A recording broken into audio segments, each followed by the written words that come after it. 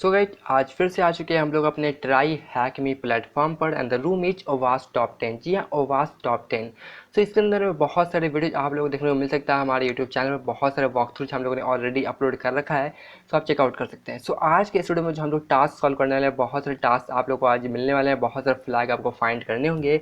तो यहाँ पर लाइक टास्क 22, 23, 24, 25, 26 एंड देन 27। ठीक है, तो यहाँ पर बेसिकली बहुत सारी चीज़ें हैं जो आज हम लोग इस वीडियो में जानने वाले हैं। ठीक है, प्रैक्टिकल एंड थियोरेटिकल दोनों चीज़ जानेंगे, बहुत ही मजा आने वाला है। ठीक है, so before starting, so hello guys, this is Kumar Atul Jaiswal and you are watching our YouTube channel. So welcome to our another episode. So guys यहाँ पर फ्लैग फाइंड करने से पहले सबसे पहले आपको अपना टर्मिनल ओपन करना है और यहाँ पर सूडो ओपन वीपीएन इनेबल करना है, कुछ इस तरीके से जैसे कि आप यहाँ पर देख रहे हैं। ठीक है, देन वापस आते हैं अपने क्वेश्चन की तरफ। क्वेश्चन सॉल्व करने से पहले एक और चीज़ आपको जाननी बहुत ज़रूरी है, जो है इनसिक्योर डीसीरियलाइजेशन। ये क्या है बेसिकली, ये जानना बहुत ज़रूरी है। बहुत ही अमेजिंग टॉपिक है बेसिकली कहा जाए तो। ये बेसिकली इनसिक्योर डीसीरियलाइजेशन ओवास टॉप 10 में ये आता है। ठीक है, ये बेसिकली एक वल्नरेबिलिटी है और बेसिकली इसमें होता क्या है मैं आपको बताता हूँ। बेसिकली एक अटैकर्स है। अटैकर क्या करता है, अटैकर सीरियलाइज ऑब्जेक्ट का उपयोग करके एक पेलोड ट्रांसफ़र करता है।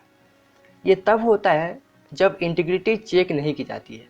अब इंटीग्रिटी क्या होता है, कहीं ना कहीं आपने पढ़ा होगा CIA, कॉन्फिडेंटिलिटी, integrity, authentication.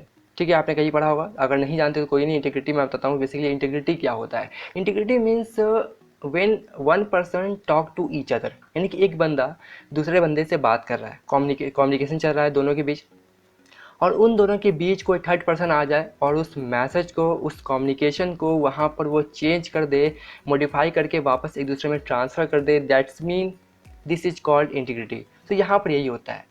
Basically attacker serialised object का उपयोग करके एक पेलोड ट्रांसफ़र करता है इन दोनों के बीच, और ये तब होता है जब इंटीग्रिटी चेक नहीं की जाती है।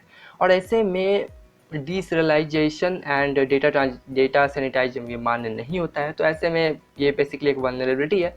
अगर मैं इसको एक और सिंपल एक्सप्लेनेशन में बताऊँ, सिंपल एक्सप्लेन करके बताऊँ और सिंपल वर्ड में, तो आइए चेक लेते हैं टास्क नंबर 24। ठीक है, मान लेते हैं आप बेसिकली कहीं रहते हैं। ठीक है, और बाहर से यानी कि out of India, out of country, जहाँ भी आप रहते हैं, आउट ऑफ कंट्री से एक बंदा है, एक फॉरेनर आया है, एक टूरिस्ट है जो बेसिकली इंडिया घूमने आया है। ठीक है, और उसे इंग्लिश आती है, उसे हिंदी नहीं आती है। ठीक है, ओनली इंग्लिश आती है उसे। तो वो आपसे डायरेक्शन पूछ रहा है। तो बाई चांस अगर आपको समझ नहीं आ रही है उनकी लैंग्वेज, तो आप क्या कर सकते हैं, क्या कर सकते हैं? जी हाँ, आप उनसे इशारों में बात करेंगे, आप आगे जा सकते हैं, आगे का लोकेशन आप बता सकते हैं इशारों में। अदरवाइज आप क्या करेंगे, आप एक पेपर में जहाँ का लोकेशन वो पूछ रहा है, एज ए आप ऐसे समझ रहे हैं आगे का लोकेशन, वो उस लोकेशन का आप एज ए ड्रॉ कर देंगे एक पेपर में और उसे दे देंगे। वो बंदा क्या करेगा, उस लोकेशन का जो चित्र है, उस जो पिक्चर है, उसे देख कर वो समझ जाएगा कि आगे से राइट मुड़ना है या लेफ्ट मुड़ना है। ठीक है, यहाँ भी आपको समझ नहीं आया, कोई नहीं, मैं आपको एक और सिंपल एक्सप्लेन बताता हूँ, सिंपल वर्ड बताता हूँ। बेसिकली सीरियलाइजेशन मीन्स क्या होता है ना, सीरियलाइजेशन एक प्रोसेस है कन्वर्ट ऑब्जेक्ट को कन्वर्ट करने का इन प्रोग्रामिंग लैंग्वेज, इन मशीन लैंग्वेज में, ताकि जो सिस्टम है, जो कंप्यूटर है, उस लैंग्वेज को समझ सके।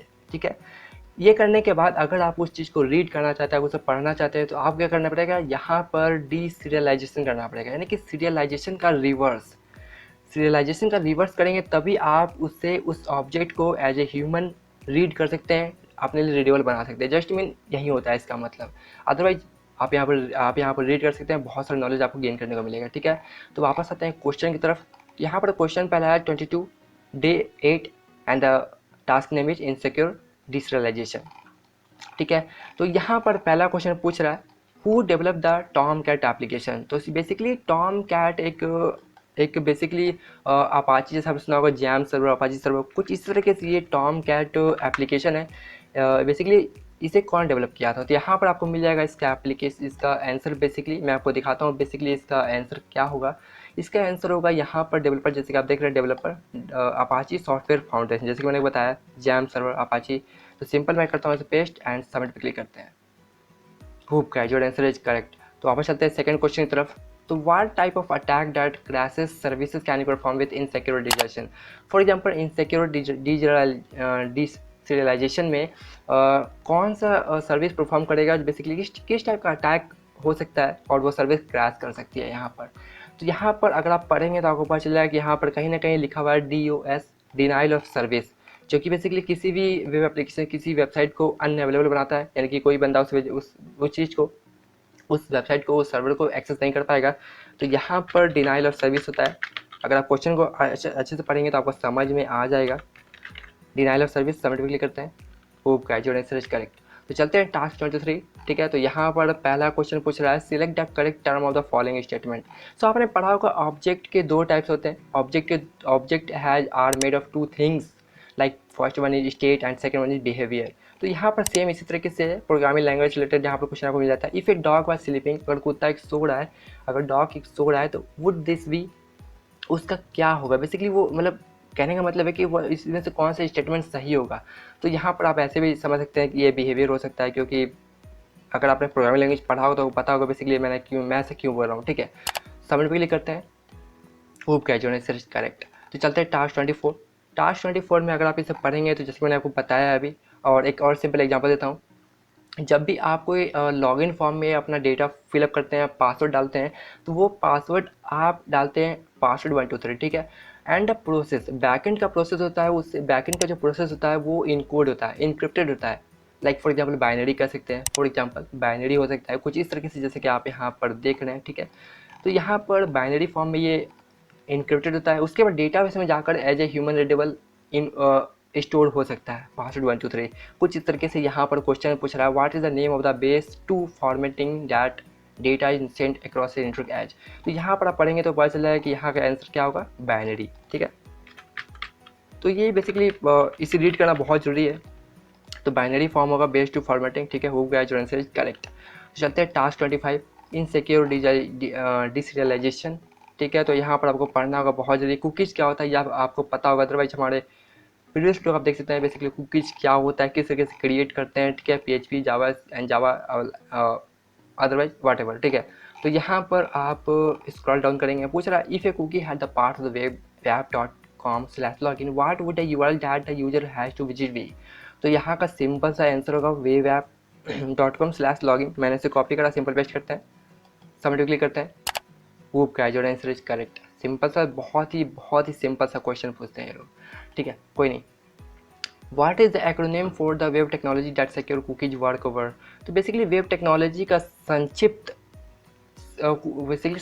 बेसिकली क्या होगा, अगर से एज ए सिक्योरिटी बात की जाए तो कौन सी सिक्योरिटी वर्क करती है। तो यहाँ पर स्क्रॉल अप करेंगे तो यहाँ पर आपको मिलेगा सिक्योर ओनली HTTPS कनेक्शन। ठीक है, अगर आपको कुकी सेट करनी है तो बेसिकली कुकीज सेट होती है HTTPS कनेक्शन के ऊपर में। तो ये आपको ये शायद मे भी आपको पता होगा। तो लिखते हैं HTTPS एंड सबमिट क्लिक करते हैं। वो कैजुअल आंसर इज करेक्ट। चलते हैं 26 की तरफ। तो यहाँ पर आपको पढ़ना होगा बेसिकली, अदरवाइज आप क्या करेंगे, डिप्लॉय करने के बाद हम लोगों ने स्टार्टिंग में डिप्लॉय कर दिया था। बेसिकली थोड़ा टाइम रहता है बूट होने में। ठीक है, आपको पता होगा मे भी। तो यहाँ पर स्क्रॉल अप करेंगे तो यहाँ पर आपको एक IP मिलेगी, जैसे आप देख रहे हैं IP एड्रेस। इस IP के थ्रू आप एक्सेस करेंगे। तो यहाँ पर जैसे देख सकते हैं, यहाँ पर इस IP के थ्रू हम लोग अभी एक्सेस करेंगे इसके पेज को, यानी कि इसके वेबसाइट को, सिंपल इस तरीके से। तो ये भी जैसे देख रहे हैं यहाँ पर ये भी खुल चुका है कुछ इस तरीके से। तो यहाँ पर हम लोग क्या करते हैं, एक अकाउंट बनाते हैं। ठीक है, सबसे पहले क्या करना है, क्योंकि यहाँ पर हम लोग को जो फ्लैग है फाइंड करना वो है कुकीज रिलेटेड, कुकीज वैल्यू यहाँ पर देनी है। ठीक है, तो यहाँ पर ज्वाइन एस पे क्लिक करते हैं एंड यहाँ पर कोई भी किसी तरह के अकाउंट बना सकते हैं। लाइक मैं अगर बात करूँ वतुल हैकर इस तरीके से, एंड पासवर्ड देते हैं कुछ सिंपल सा, साइन अप पे क्लिक करते हैं। ठीक है, डोंट सेव। तो ये लॉगिन हो चुका है जैसे कि आप देख रहे हैं। तो यहाँ पर देखेंगे, यहाँ पर आपका confirm your details below, user name दिया हुआ है, एक्सेस लेवल कुछ इस तरीके से दिया हुआ है। तो क्या करना है, सबसे पहले आपको राइट क्लिक करनी है। ठीक है, मैं आपको दिखाता हूँ एक चीज़। एंड स्टोरेज में जाना है।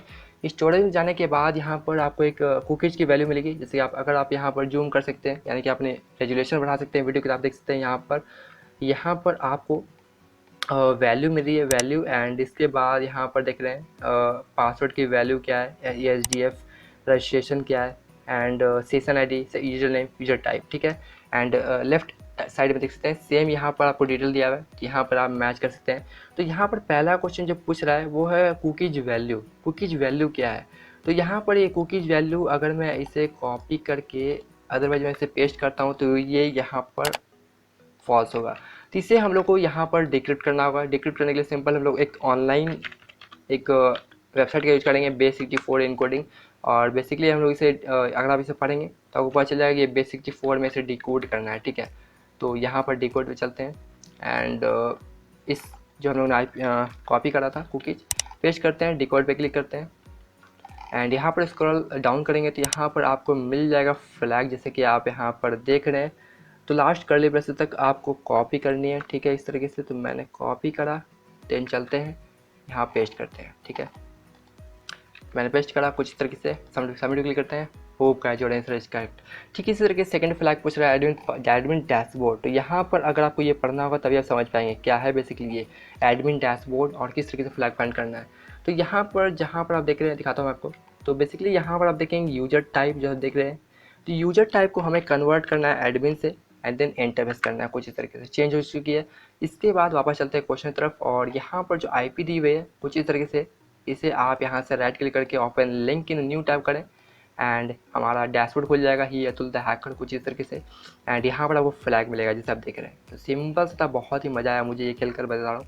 और आज है 21 जुलाई मिडनाइट, आई थिंक 1 AM हो रहे हैं, रात के 1 बज रहे हैं, ठीक है। तो मैंने अभी जस्ट कुछ टाइम पहले इसे सॉल्व करा, कुछ I think half an hour. Submit पे क्लिक करते हैं।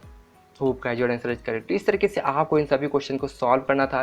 एंड देन यहाँ पर 27 में आप देख सकते हैं 27 इन सिक्योरिटाइजेशन रिमोट कोड एग्जीक्यूशन। तो ये टास्क मैं आप लोगों के ऊपर छोड़ रहा हूँ, ये टास्क आप खुद कंप्लीट कर सकते हैं, मुझे पूरा भरोसा है, बिलीव है। यहाँ पर बहुत सारी इन्फॉर्मेशन दिया हुआ है, इन्फॉर्मेशन को पढ़े, रीड करें एंड इसके बाद इसे कंप्लीट करें।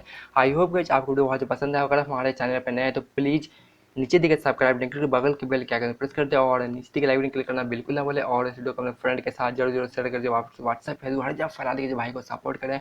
हमारे यूट्यूब चैनल को बहुत ज़्यादा सपोर्ट की ज़रूरत है। सो गाइस बस इस वीडियो के लिए नहीं, thank you so much and good bye.